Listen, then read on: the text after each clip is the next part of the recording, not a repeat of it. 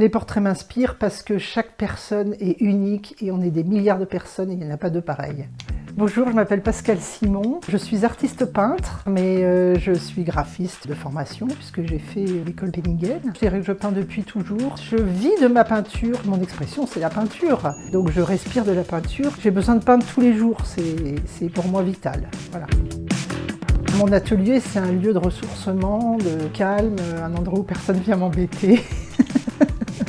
Autant de bazar. Parce que j'ai pas le temps de ranger, Si je range, je peins pas et j'ai besoin de voir mes pinceaux et c'est ça qui m'aide à vivre et à produire. Alors j'aime bien mettre dans mon atelier des petites citations de peintres qui m'aident à produire. Citations que je regarde, que je lis de temps en temps et ça m'aide. Ah ça c'est Yo-Yo, Yo-Yo Mag a dit une œuvre n'existe que lorsqu'elle sort de son atelier. Alors ça j'aime parce que d'abord j'aime beaucoup la famille Mag et c'est tellement vrai. Mon œuvre n'existe que lorsqu'elle sort de mon atelier. Ça veut dire qu'avant, on n'a pas le droit de donner son avis. Par contre, une fois qu'elle sort, oui, elle se construit dans l'atelier et elle prend vie dans mon atelier.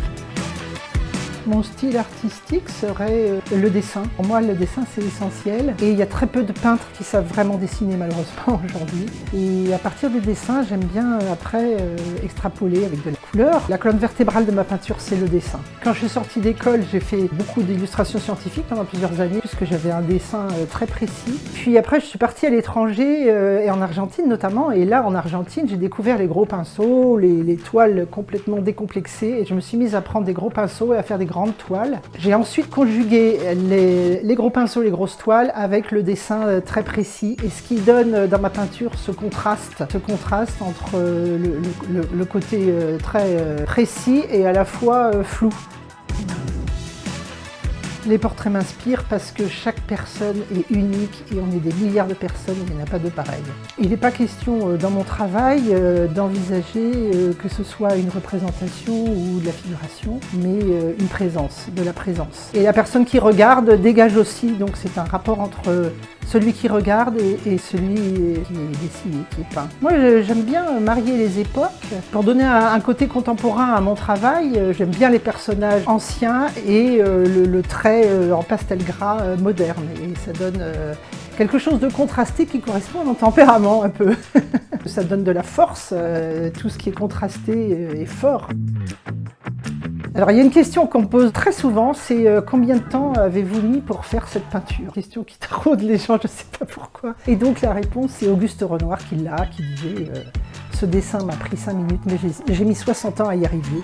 Et c'est vrai. J'ai jamais de problème d'inspiration parce que quand je suis devant ma toile blanche, j'adore être devant une toile blanche. Et tout ce qui ressort, ça vient de l'intérieur et je cherche pas d'idées, les idées viennent à moi et ça sort comme un rêve. Vous vous levez le matin en vous disant mais pourquoi j'ai rêvé ça? Quel est le rapport entre cette personne et celle et l'autre, un paysage et un autre, des situations qui n'ont rien à voir. En peinture, c'est la même chose. Et ça vient sur la toile tout naturellement, sans réfléchir.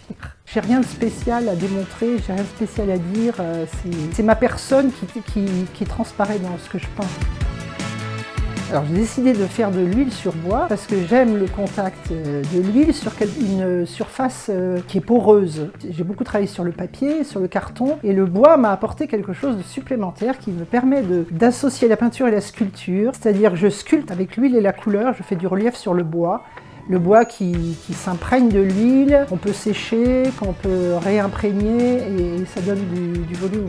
Mes principales sources d'inspiration, je dirais que c'est la vie de tous les jours, c'est des tours dans les marchés, c'est regarder les gens autour de moi, les visages, les couleurs, la lumière et dans mes rêves, tout ce qui est dans ma tête et que j'ai emmagasiné depuis que je suis toute petite, oui, qui ressort forcément à un moment donné dans ma peinture, oui, ça c'est sûr.